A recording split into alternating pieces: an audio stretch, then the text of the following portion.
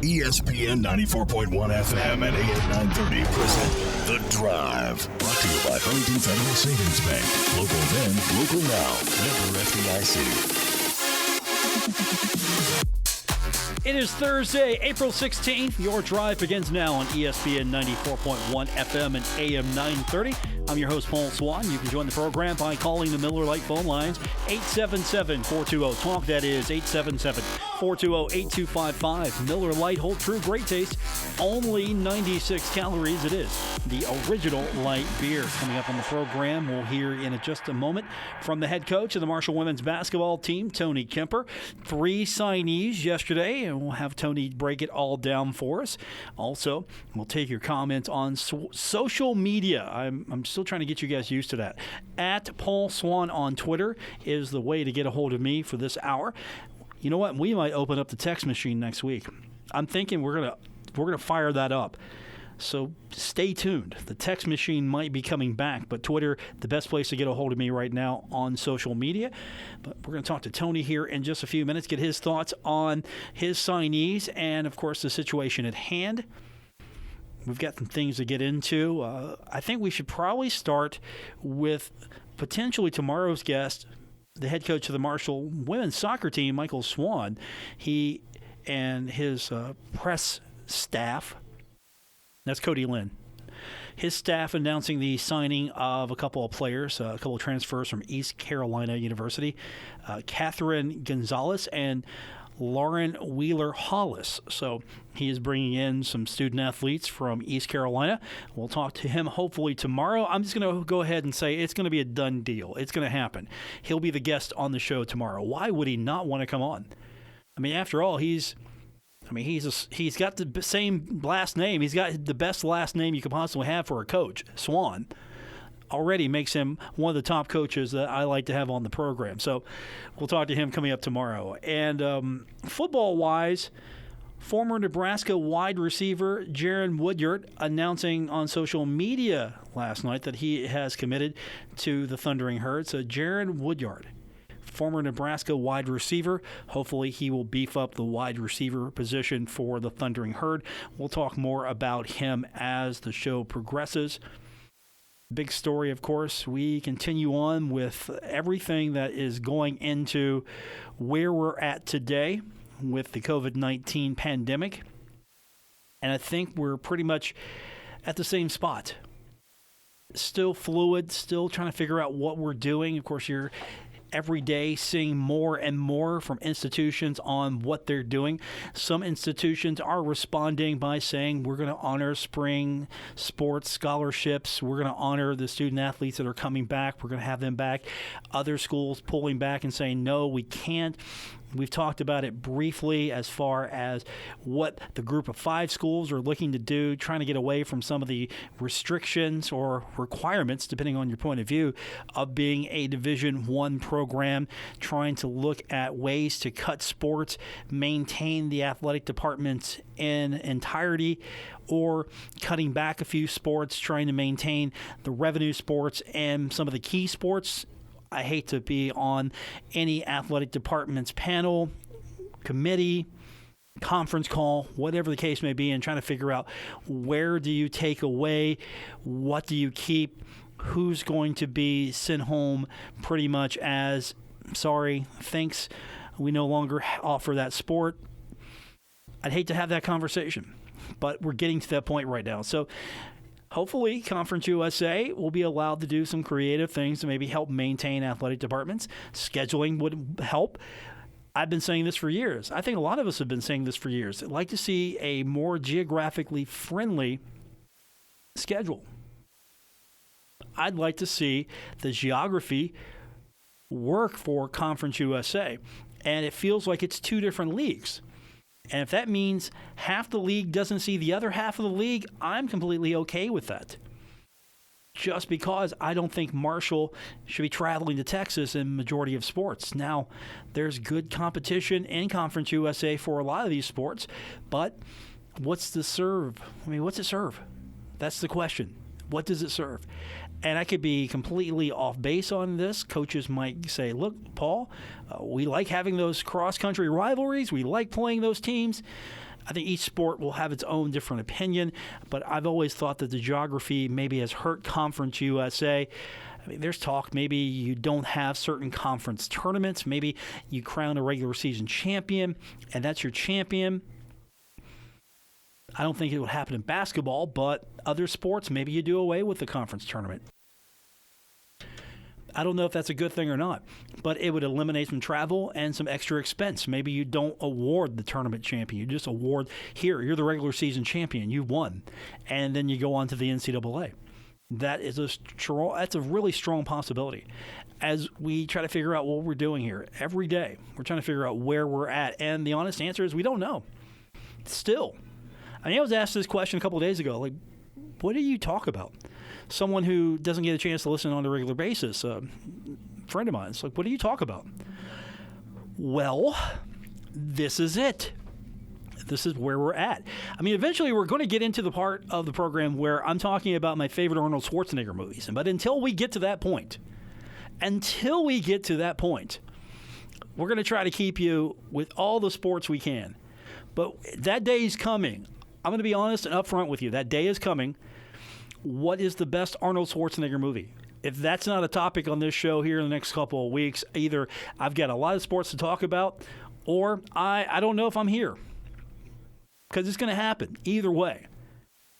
And then do we do which is better, Arnold Schwarzenegger movies or Sylvester Stallone movies? These are the things I'm trying to maybe avoid, but it's going to happen eventually. Just because, one, I think it might be fun, and two, I'm trying to keep this show fun, at the same time informative. It's a mix. It really is. I try to stay fun. I try to stay informative. I try to stay on point. It's very hard sometimes.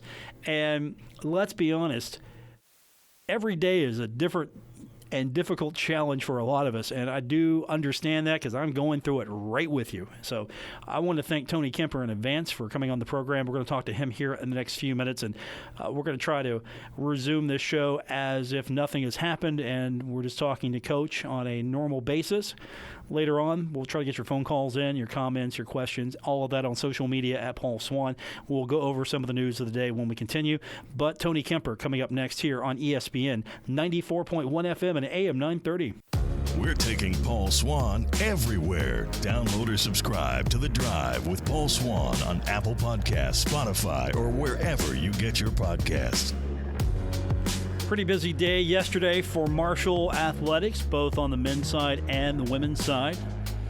The women a little busier than the men, and to tell us about everything that is happening with Marshall women's basketball is the head coach of the Marshall women's basketball team, Tony Kemper, also the guy I go to when I need a pep talk. And let me tell you, Coach, I need a pep talk right now. I don't know. I don't know if this is halftime or just the first quarter, and I feel like that I just got drilled. I don't know, but I need a specialty pep talk from you because you're probably one of the most positive coaches I've ever dealt with. Well, I think we're somewhere around halftime. I do, and I think I don't know.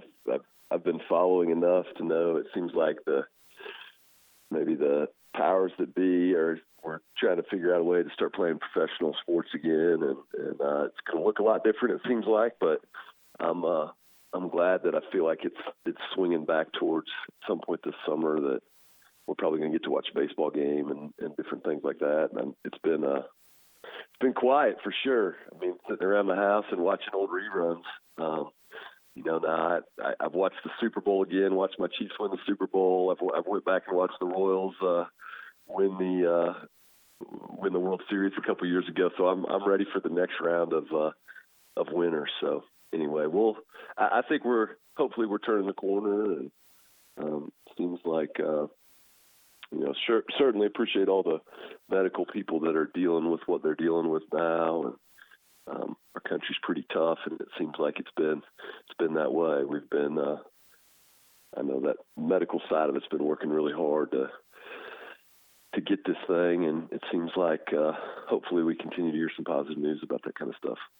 As a coach of young women, what do you need to see? What do you need to know, or what has to happen for you to be comfortable and confident that you can take your team out on the court?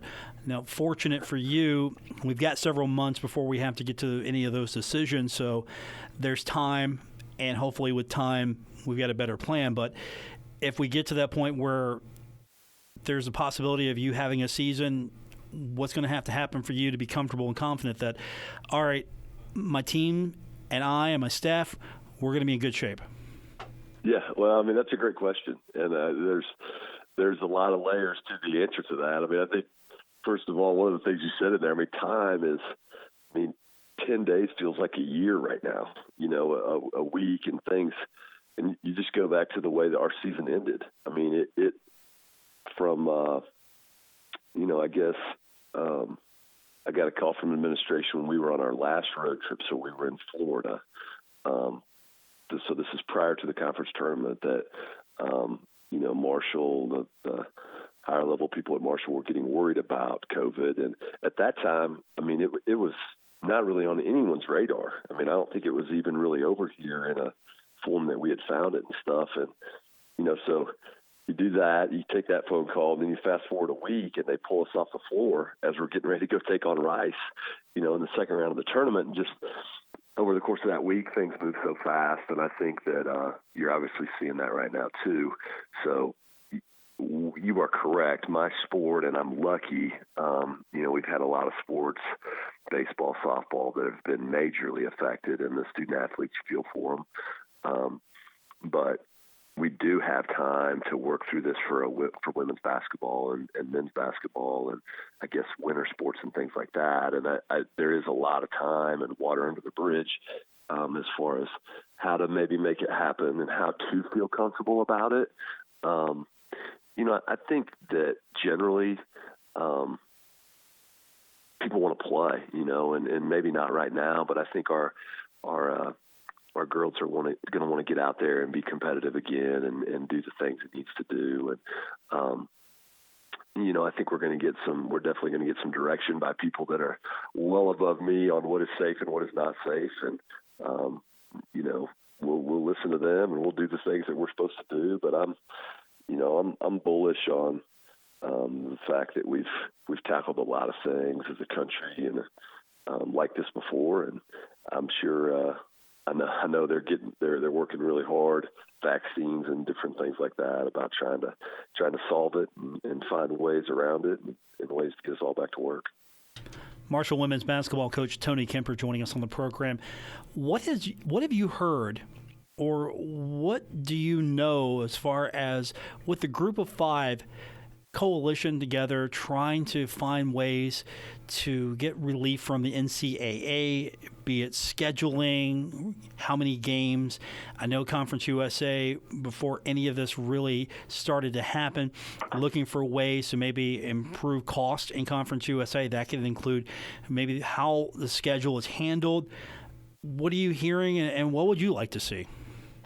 Yeah, I mean, so I guess we'll start with what I'm hearing, and I've heard the same as kind of what came out on Twitter yesterday, that we're looking for basketball. We're looking into like divisional playing basketball to cut down on the travel, and I think that is a definite possibility. What that looks like at the end of it, I'm not exactly sure, but I think that they definitely are going to try to mitigate some costs with travel, and our travel costs are significant in Conference USA. And I think,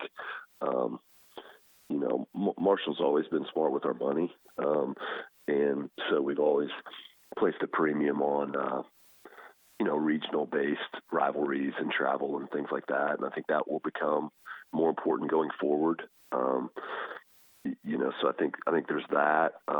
As far as, I think what it's really going to look like, nobody really knows yet, based on the fact that we haven't started back with anything yet. So, I mean, obviously the longer that we go and we're not doing anything, the harder that it gets for everybody as far as budgetarily and different things like that. So, I think that there's a lot of conversations going on, and, I'm not at that table as far as I'm going to do. Women's basketball at Marshall's going to do our part to keep this thing going here and do what we need to do to be very competitive in Conference USA, and also help fix any holes that we've got to help fill. We'll do what we can to help, and got a lot of support from the administration, and that's coming back from us too. What do we need to do to help all this? So, I think the overall answer is the going to more regional-based scheduling within our league, and I think looking at the landscape, I'm supportive of that. I know in women's basketball that's not an easy task. A lot of the best teams in our league are right here close. Western Kentucky's tremendous. Middle Tennessee's very good. Old Dominion was second in our league, just lost their coach to Mississippi State the other day, but they're going to get somebody in there. They've got a lot of players coming back. That's going to be a heck of a job, and they're going to get another coach in there that's very, very good. Charlotte, UAB has been very good too. So, I know that in our sport, going to regional-based travel, we better get ready because there's a ton of really good teams that are close to us. But I think that's where it's probably going, and we've got to figure out how to be extremely competitive in whatever the new model looks like when it comes out. Could we even see a schedule where you're not traveling to any of the teams in the West? You're not going to Rice. You might see them in a tournament situation if conference decides to have a tournament, because I know that's been put up. Everything seems to be on the table right now, and I would love to see more of a regional schedule for you than seeing your team having to go to play Rice, and I'm just using them as an example, or UTSA, sure, because the travel seems to be so prohibitive these days. I'd rather see Marshall have more resources and more of a regional schedule. Yeah. I think that I don't see us not playing the West at all. I think that's hard in basketball, because I guess you'd turn around and you would be playing these close teams like 3 times in a year if we were going to do it that way, or you'd have such a big non-conference schedule. And, in basketball, non-conference scheduling has actually swung the other way. The Power 5 leagues are playing more games, so there's less opportunities to play. So I think, like, for example, I think the Big Ten's at 20 non-conference games right now, or 20 conference games. So that leaves, in women's basketball, that leaves 9 opportunities to schedule like a Big Ten team. So they just simply don't have that many openings anymore for games. And I think the landscape of it is moving that way. So I think in basketball, we're always going to see we're going to have to play those teams on the Western side at least once a year, probably, or at least I think that's what they're talking about right now. And I think because of how many games we do have to play in conference play, I see that probably continuing. So something along the lines of twice on our side and once on the other side. So half the games in the West would be out there, half would be back here in Huntington, I think is probably the way we're going. And I think that makes sense for basketball based on how many the sheer number of games that we've got to get to. I do think that happens like in football, and maybe even in Conference USA. There's a couple teams out west that we haven't played for a long time, and I just think that sport is different in terms of how many games they got to get. We got to get up around 18 or 20, and I think to do that and not play the same team 3 times or 4 times or something like that, you're going to have to play some of those out west.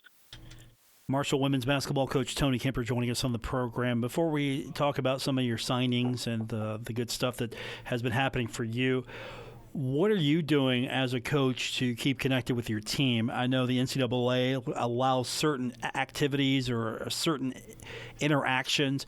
How are you handling this new reality? Because you can't be with your team. You can't really interact with them how you normally would at this time of year. You got to do everything by FaceTime, Zoom, video, however you're communicating. It's a new landscape. Well, I didn't know what Zoom was until about 3 weeks ago, and we use it a lot now, be it recruiting, and we're getting ready to talk about the signees that we just signed, and so we've done a lot of Zoom recruiting. We do that. We don't. We kind of talk to our team individually, and then we Zoom meet about once a week just to make sure everybody's pulling the right way in the classroom and stuff. We're fortunate in that this time of year is usually it's a downtime for us. If you go back through our season, our typical season, we've started sometime in August, and I say this a lot. college basketball is a really long year, and you don't have a break for Thanksgiving. So our student athletes don't go home for a week over Thanksgiving. Christmas is 4 days long. So we have been together since August. We've been battling and traveling. So a lot of times we use this time of the year for recovery, and then they're getting back acclimated to classes that maybe they've missed because of travel and different things like that. And so we're fortunate in that we don't typically there's not a lot of basketball activities and things like that. We're getting off of them and trying to get their body recovered. And about right now, we would typically be coming back in the weight room and maybe a little bit of skill work, but for the most part, they're trying to get good grades, which they do a good job of that. So, that's really where our focus has been. The NCAA doesn't allow us to video workouts, and we can't do it with them. And that's probably good. I mean, I think that this has been such a difficult thing that I think some blanket rules that, level the playing field in terms of making sure kids are okay and they're focused on the right stuff, I think has been smart by the NCAA. So basically we're doing academic stuff. We've sent some little workout stuff that they could do, but a lot of them aren't in a place where they have a hoop. They don't have weights and things like that. So you got to be as clever as you can, but we're just now getting them back around and moving a little bit. We typically would be getting ready for summer, after a little break here. Marshall women's basketball coach Tony Kemper joining us on the program. And of course, yesterday, as we mentioned, good day for you. You add 3 new members to the team. I'm not even going to attempt one of the names, so you're going to have to help me out here. I can say Ariana Redmond. I can say that easily. Yep. I can say Kennedy Coleclaw easily. Yeah, you should be good at saying Kennedy Coleclaw because she's got a little bit of a connection back here to Marshall. Yeah, I can say that. I cannot say your 5'8" guard's name. I can say Metrick, maybe her last name. I want to say Kasinja. No J's over there. So it's Ksenia Mitrich. Ksenia Mitrich. Okay, Ksenia Yep. Mitrich. All right. She's a player too. She's good. Well, so we're excited about all of them. But you got the first 2 right. Ariana Redmond from up the road at Columbus, Pickerington Central High School, which that's one of the best high schools in the country. They have a tremendous team, and she was a great senior leader this year for them. And then I'll talk about Ksenia first. Ksenia is from Bosnia. Coach Lazar Milinkovic was very instrumental in getting her over here. She, interestingly enough, she's fairly familiar with the 2 guys on the men's team from over that way. So she is from Bosnia, like I said, plays on their national team, plays club ball in Slovenia. She can score it. She's a pretty crafty little guard, shoots it really well. But I say little. She's really not that little. She's 5'8", got a strong frame and good athlete. And she's been, one thing that they get to do over there that's unique to here is she's been playing against older, really professionals over there. She's not a professional, but a lot of their leagues may have a couple older players that have already been through college that are getting paid to play in their club leagues. So she's had some unique experiences in those manners. So she's ready to come and hopefully step on the floor right away. And then I was talking about Kennedy Coleclaw. Kennedy was born in Huntington. Her dad, Laverne Coleclaw, was a great wide receiver. People tell me, I believe he played in the Moss years here. And she was down at Stetson and had a nice career down at Stetson, and she's a grad transfer, so she'll have 1 year left to play for us. 6 foot, good athlete, has been very, very productive down there. Started a lot of games, played in a lot of key moments, and she'll be. I'm excited about her because of her experience, and we needed to remake our interior a little bit, and we had Mahogany Matthews sitting out, who was a transfer from Ole Miss last year. She'll be coming eligible now, and then we had Kennedy in there, who's you look at some of Kennedy's past games. I think I think she had a double-double against Tennessee a couple years ago. She had like 24 and 13 in a win at Florida for Stetson 2 years ago. So she has played in a very good program, and she's played at a very high level. So we anticipate her being able to walk in right away and really make an impact from a leadership and an energy and an experience factor.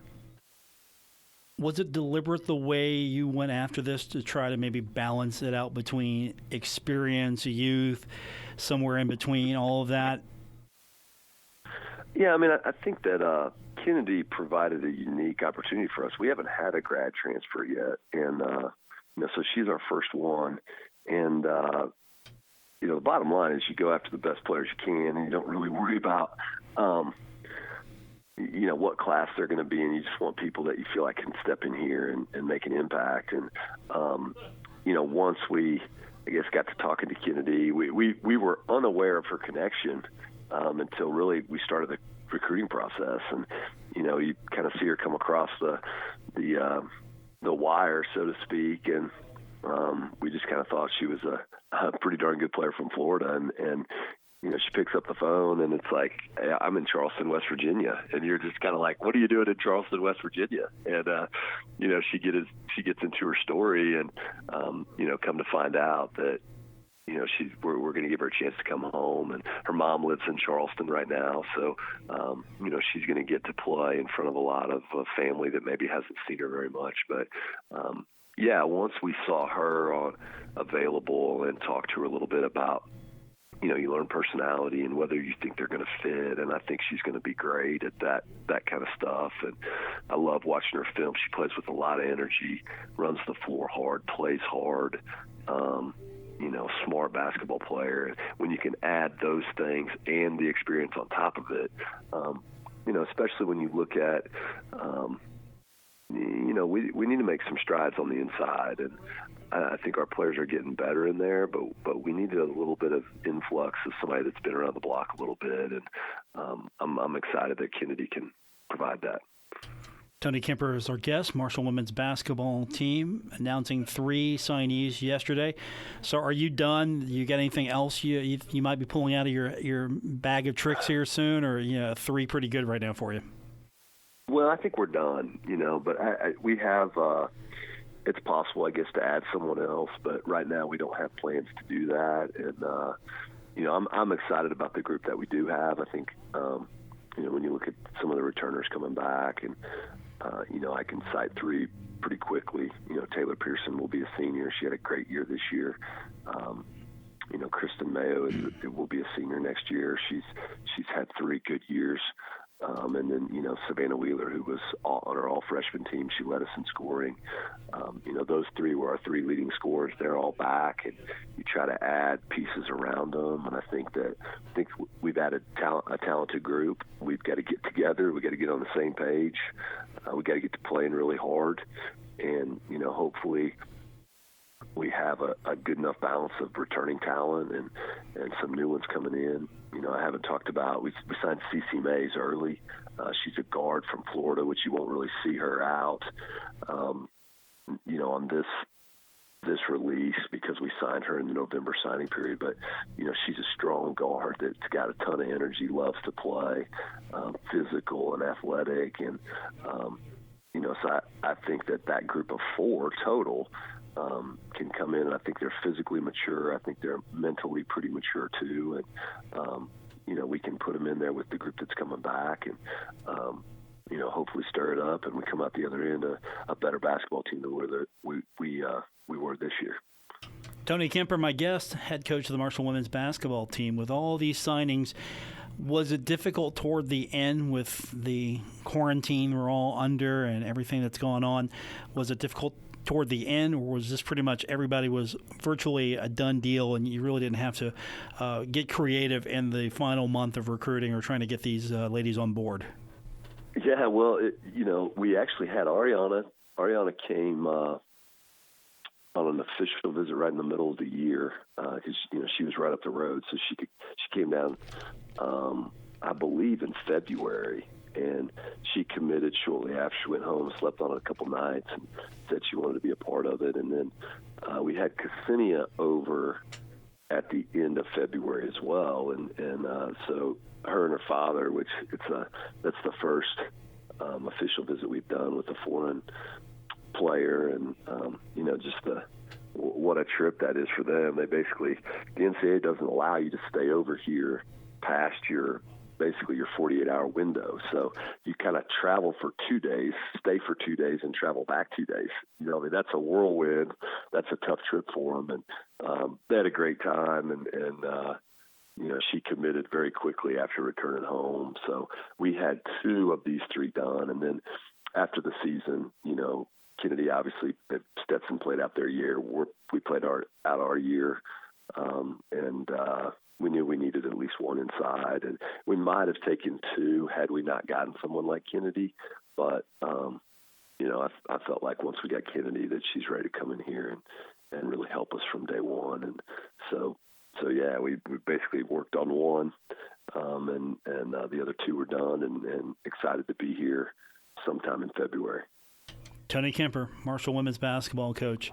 Thanks for helping me on this quarantine edition once again. It's saving my bacon. It's tough. It's tough doing this show. I mean, I'm glad you announced things. I mean, come back next week, announce something else. That would be super helpful.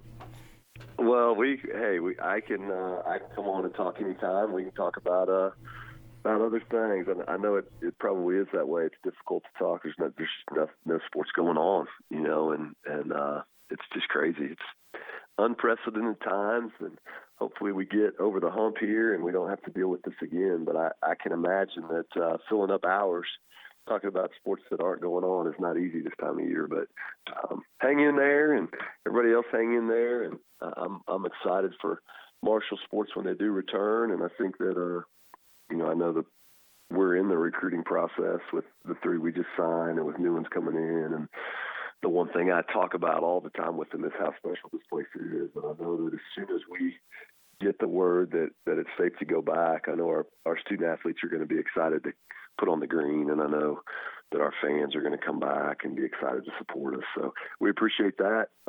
Stay safe in the meantime, and we'll see you on the other side. Excellent. You know what? We made it through this, again, not talking about anything like Tiger King on Netflix or my favorite Schwarzenegger movie. I mean, I'm trying to avoid these topics, but it's going to happen eventually. I have a feeling. Yeah, Tiger King, I'm not sure about that. You probably should avoid that. That's a crazy one. I've watched it. I'm not sure. It's quite a business. It's quite a business. I haven't watched it, and I'm going to try to keep that record intact. Just go back through the Schwarzenegger movies. There you go. That's fine. Just cycle right back through them. Coach, good talking to you. We'll do it again soon. Appreciate it. See you, Paul. That's Tony Kemper, head coach of the Marshall women's basketball team. More on the way. It's The Drive, ESPN 94.1 FM and AM 930. The Drive with Paul Swann. Marshall Athletic Director Mike Hamrick. He knows. Paul's the best. On ESPN 94.1 FM and AM 930.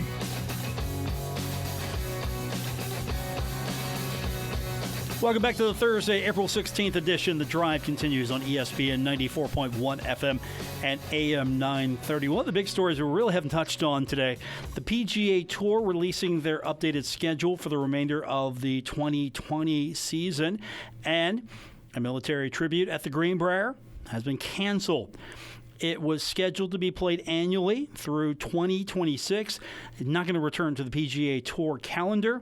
The tournament cited the move to the fall as one of the reasons that the event really just didn't pick up, didn't draw fans. It was scheduled correctly, I thought, middle of summer. I thought it was a perfect time for it. And originally, it had a big splash to it. You had some major musical performances tied into it.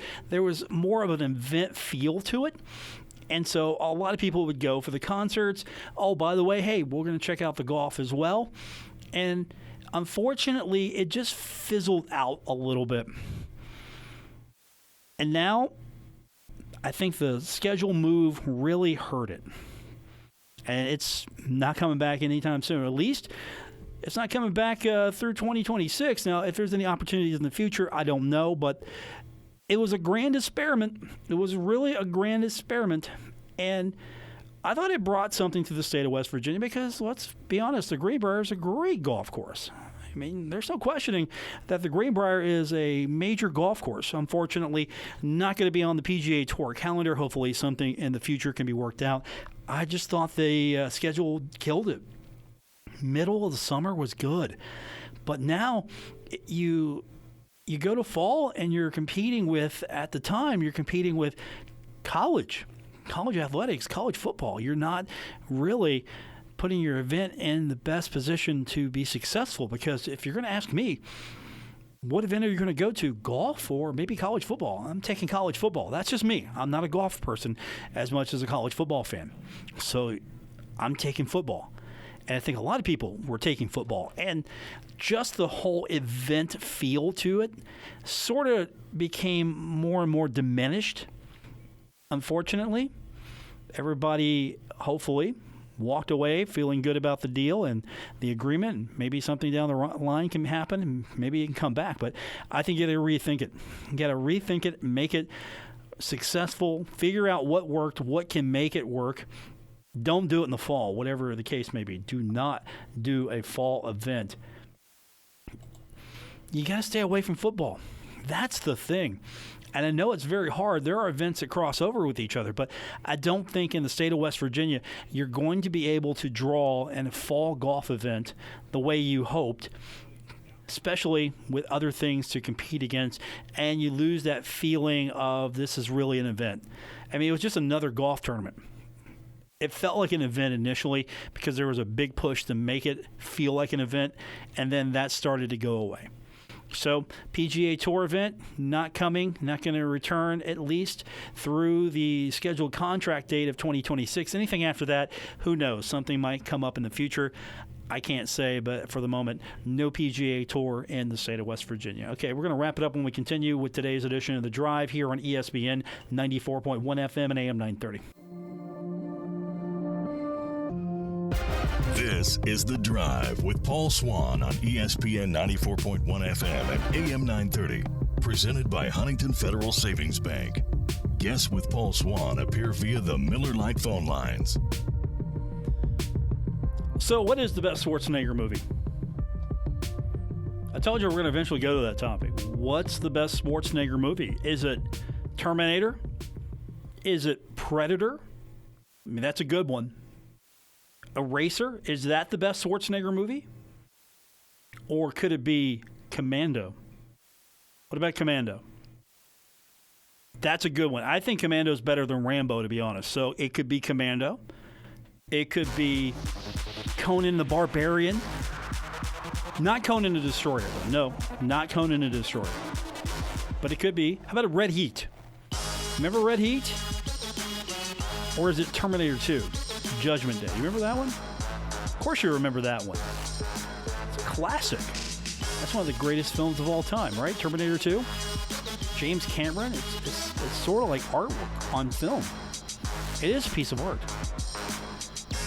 Talk about it amongst yourselves. Come back with an answer for me. I'm going to say definitely Predator's got to be up there. Commando is my dark horse because I think that's better than Rambo. And yes, I said it. Commando, Schwarzenegger over Rambo and Stallone any day. And that's going to do it for this edition of the program. Thanks for tuning in. Back tomorrow. We'll do it all over again here on ESPN 94.1 FM and AM 930. WRBC Huntington, W227BS Huntington, your flagship home of the Marshall Thundering Herd and The Drive with Paul Swann, ESPN 94.1 FM and AM 930.